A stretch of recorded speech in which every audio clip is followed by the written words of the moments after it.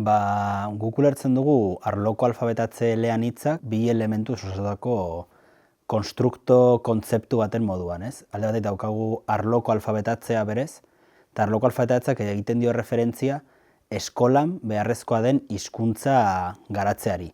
Eta beste daukagu alde eleanitza.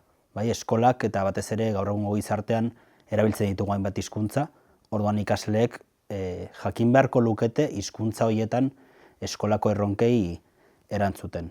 Orduan laburbilduz guk deitzen diogu arloko alfabetatze edo hizkuntza akademikoa eskolako hizkuntza ondo erabiltzeari. Alde batetik gure testuingurua oso interesgarria da arloko alfabetatzeari begira, ikasle askok ikasten dutelako haien ama hizkuntza ez den hizkuntza baten. Oso garrantzitsua da gure ustez hizkuntza akademikoa lantzea ondo, ze beste hizkuntzetan garatuko dute.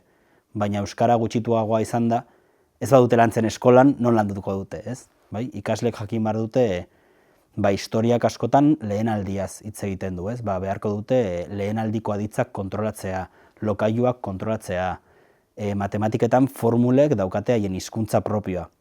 Hori guztia ikaslek garatu beharko lukete haien hizkuntza guztietan, bereziki eskolako hizkuntza den horretan, gure kasuan euskaraz.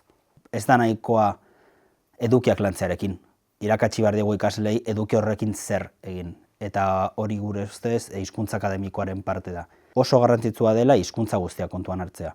Bai, askotan fijatzen gara, ingleseko ikasgaian bakarrik inglesez, gazteko ikasgaian bakarrik gazteleraz, euskarako ikasgaian bakarrik euskaraz. Baina bizitza reala ez da horrelakoa, ez? Hizkuntzak elkarrekin daude. Orduan oso interesgarria litzateke ikaslei ere kontzientztaraztea hizkuntzen arteko harreman, sinergia, antzekotasun horiek existitzen direla. Hizkuntza batean baldin badakite argudiatzen besteetan ere, baina haian ez dira kontziente eta fijatzen dira haian inglesez ez dakitela hitz konkretu bat esaten. Baina diskurso egitura oso antzekoa da. Orduan nik nabarmenduko lituzke 3 horiek. Bai, eskuhartzeak diseinatzea, hizkuntza kontuan hartuta, eta gero ikasle eta irakasleen kontzientzia piztea.